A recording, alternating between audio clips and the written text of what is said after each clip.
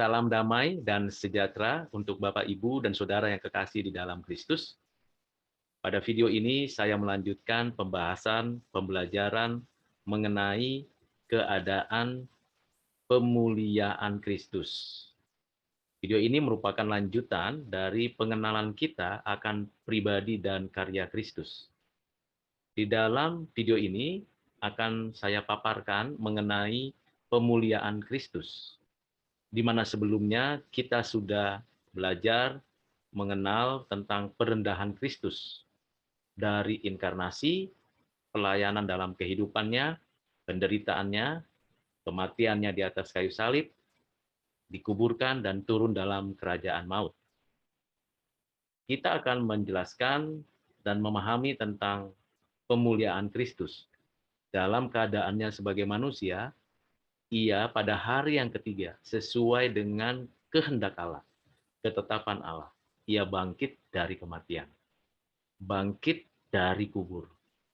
Tubuh mulia dikenakannya, tubuh yang secara kasat mata fisik itu mulia. Dan peristiwa ini menggemparkan, karena belum pernah ada seorang yang bangkit dari kubur, dari kematian. 3 hari di kuburan menggambarkan tidak mungkin tidak ada pembusukan, tidak mungkin tidak ada sesuatu kerusakan, tetapi bangkit menggambarkan suatu keberadaan tubuh yang mulia. Di zaman Perjanjian Lama ada yang dibangkitkan oleh Nabi Elia dan Nabi Elisa. Di dalam pelayanan Yesus ada yang dibangkitkan, Lazarus, anak muda dari kota Nain, dan anak seorang perwira. Di dalam catatan pembacaan dari kitab suci, dari kitab-kitab Perjanjian Baru, kita mengetahui ada kebangkitan yang dikerjakan oleh Tuhan melalui Rasul Paulus dan Rasul Petrus. Tetapi semua yang dibangkitkan itu kembali meninggal dunia. Dan yang membangkitkan pun mengalami kematian dan meninggal dunia tentunya. Satu-satunya yang membangkitkan orang mati lebih dari 2 hanyalah Kristus. Dan satu-satunya yang membangkitkan orang mati, yang bangkit dari kematian, hanya Kristus. Kristus membangkitkan orang mati dan dia bangkit dari kematian. Inilah awal dari pemuliaan Kristus dalam keadaannya sebagai manusia. Yang sulung yang pertama bangkit. Artinya yang sulung yang tidak akan mati lagi, yang tidak akan lagi tubuhnya mengalami proses kematian, proses pembusukan, proses menjadi debu tanah.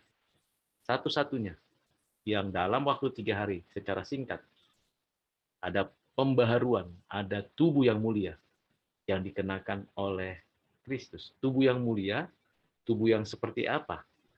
Tubuh yang lama itu sudah mati, tubuh yang baru ada suatu perubahan.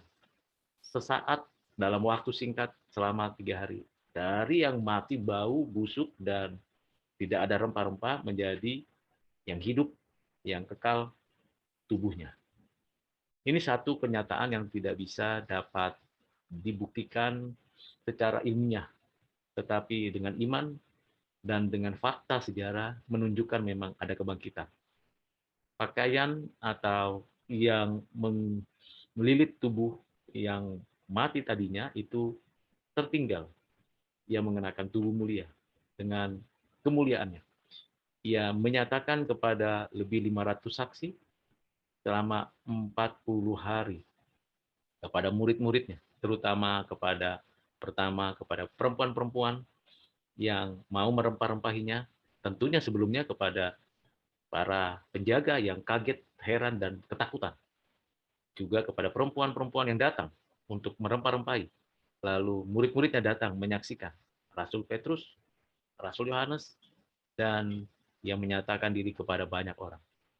Ia menjumpai muridnya, dan ia menyatakan damai sejahtera, dan ia selama 40 hari masih terus menyatakan pengajaran tentang kerajaan Allah, menyatakan tentang hidup kekal di dalam dan melalui hidupnya. Ia telah mengalahkan maut dan telah menyatakan kemenangan atas iblis. Kepala ular itu diremukkannya. Sehingga sungguh benar nubuat penyataan Tuhan yang ditulis oleh Musa dalam Kejadian 3 ayat 15. Memang benar apa yang dinyatakan oleh Musa dalam Kejadian 49 ayat 10 bahwa raja kerajaan yang mulia yang kekal. Dan ia menyatakan itu dengan segala keagungannya. Dan setelah 40 hari, ia menyatakan kehendaknya, ia mengutus murid-muridnya untuk pergi memberitakan Injil, untuk membaptis orang-orang dari segala bangsa, lalu ia naik dalam keadaan mulia, mengenakan tubuh yang mulia. Ia naik disaksikan oleh 11 murid-muridnya, karena Yudas Iskariot sudah mati bunuh diri. 11 murid-muridnya dan orang-orang yang percaya menyaksikan kenaikan Yesus. Setelah 40 hari ia menyatakan, hari ke-40 ia naik, duduk di sebelah kanan, menyatakan kemenangan, menyatakan kehidupan yang sungguh-sungguh menang. Dan kemudian ia menyatakan keagungannya, kebesarannya, lalu ia nantinya akan datang kembali untuk menghakimi, menghukum, menyatakan penebusan yang sempurna bagi umatnya. Ini pemuliaan Kristus, dari mulai kebangkitan, penampakannya, kehadirannya, kenaikannya, duduk di sebelah kanan Allah Bapa, dan datang kembali.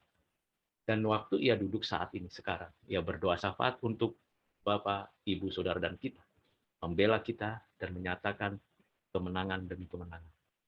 Kiranya dengan pembelajaran yang singkat mengenai pemulihan Kristus, kita semakin mengagungkan Kristus, pribadi yang bernatur dua, yang ilahi dan manusia, yang kekal selama-lamanya. Kiranya kita makin cinta Kristus, makin mengagungkan Kristus, dan meninggikan Kristus dalam segala aspek kehidupan kita.